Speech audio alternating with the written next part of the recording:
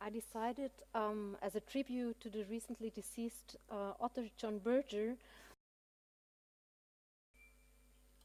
to his widely known book, Man, first published in '75.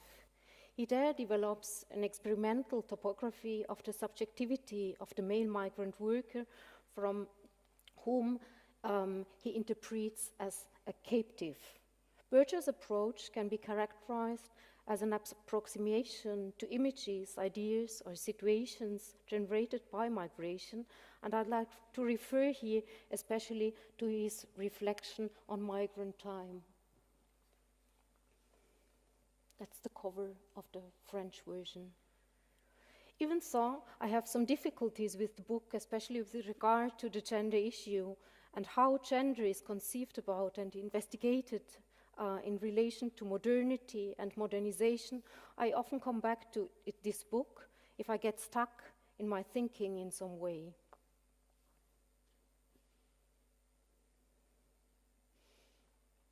It was Helmut Wittrich, an activist and researcher from the Berlin-based Forschungsgesellschaft Flucht und Migration e.V., who in the beginning of the new millennium and in the context of discussions we had at that time about the ongoing changes in migration and flight and the process of transformation at the periphery of the European Union, spoke about the pricks of migration.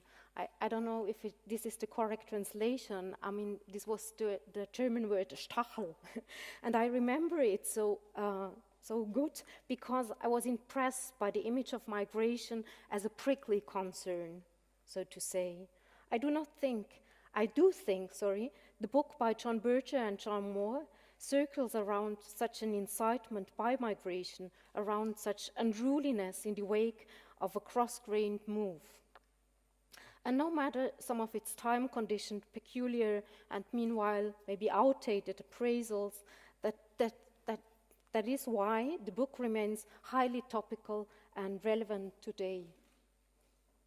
When Helmut Wittrich spoke about the pricks of migration, he meant more than what some scholars following Ulrich Beck, for instance, called the methodological nationalism, and pointed to the problem that the very concept of migration remains caught within the boundaries of the concept of the nation state.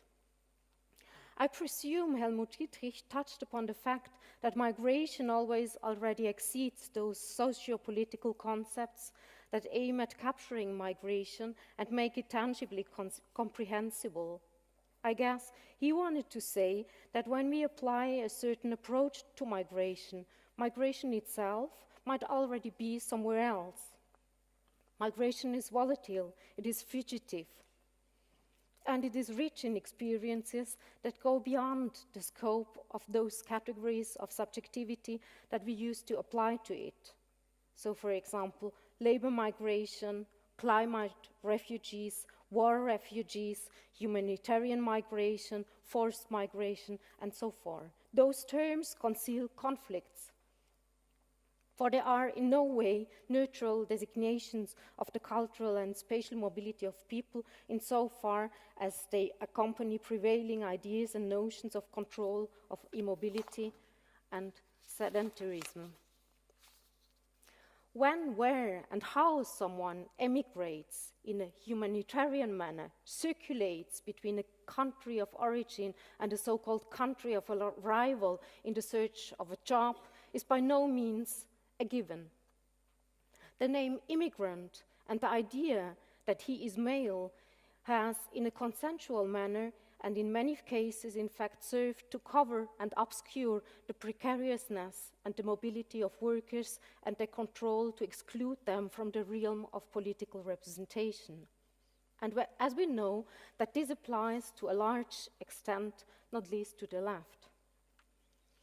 The history and presence of migrations constitute, of course, a prime battlefield in the national authority and power to define and represent. In consequence, every talking about migration on this battlefield represents a conflict. And this is why the approach that is adopted by the book A Seventh Man is rather than a talking about migration, a talking with migration and its forms of appearances as well as experiences. In this book, you find different linguistic, iconographic, and conceptual approaches. You find attempts of working with different theories, genres, locations, and pictures, both as combinations or as sequences. They all work to develop and test an access to or an encounter with migration or a certain aspect of it. And as all these various approaches reflect a fundamental uncertainty to apply and hold true, they result in the experimental form of the book as a whole.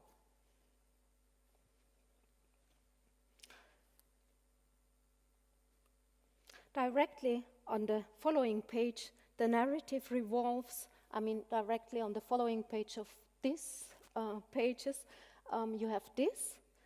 The narrative revolves around a circle that should display the felt space of a life's time, insofar as it is filled, and I quote, at any given moment with past, present, and future. Henri Bergson would call this a duration, indivisible and characterized by the mutual permeation of heterogeneous elements, free and unfixed. Berger showed it in this way, full of open possibilities. However, when the past and the future line in the circumference of the circle to form there a kind of wall which prevents the present entering the life's time, this, according to Berger, corresponds to the picture of the experience of an imprisonment. And I quote Berger, imprisonment is designed as the categorical denial of the present. A prisoner is locked in his own static time. Things happen, events occur, but they do not enter the life's time of a prisoner. I quote Berger, he lives only in the present of things exterior to him, not his own. If these things are nearby, within the prison, he is said to be institutionalized. If they are too far away, he is said to have gone mad. Berger compares the experience of the immigrant worker to captivity. His experiences of things exterior to him relates to work time, where he acquires opportunities in the future. However, differently from the other workers with whom he shares the will to sacrifice parts of the present for the future, he does not re-enter his own present when he clocks out. His time off is not open, but blocked, barred. And I read from the last paragraph of the book, of this part of the book. One morning, after working the night shift, he looks up at the street corner. Few citizens are yet about. The buses are still running fast. The traffic of the day has not yet slowed them down. In places, the roads are wet from having been washed. Is he walking back to his bed? Is he clearing the street? Is he clocking in for the day shift? He looks up, and on the corner of a roof, 4 stories high, he sees the silhouette of a large bird, a bird that would have to be held in the arms, not just in the hand. And the second one appears from behind a chimney stack. They are duck who have flown from the river across the rail yards and alighted on the roof at the corner above the neon capital letters Omega. The sight of these large birds at the roof level alighted brings sudden pleasure to him. It was a sight he never expected to see in this city. End of quote. The differential deprivation of rights that affects the immigrant worker complies with the reduction of his present to his work time. This is why his living present involves distant things and is accompanied by tension, uncertainty, and suspense with respect to these imaginations. if the capacity to dream, to envision a possible future scenario, to expect unforeseeable events becomes a collective one, birds above omega ladderings might become a politics of migration. Berger was interested into what the immigrant worker sees, and not only how he is seen. To conclude, I'd like to show you, without any further comments, some takes from contact prints by Jean Mohr, the photographer of the German Workers' Recruitment Center in Istanbul, which are at the center of the book.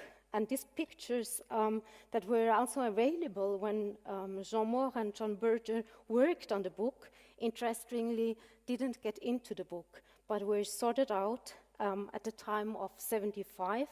And I had the pleasure to, for a performance we did in Hamburg, we had the pleasure to research some of these photographs in Lausanne in the archive. And in my view, interestingly, these pictures show a very different story than the one that Berger and Mohr tell in their book, namely replicating the dominant gendered national narrative in which women are charged, as you've seen, with the cultural reproducing of the nation. And I just show the pictures without any comment. Maybe we can discuss some aspects of gendering, migration / nation in the discussion.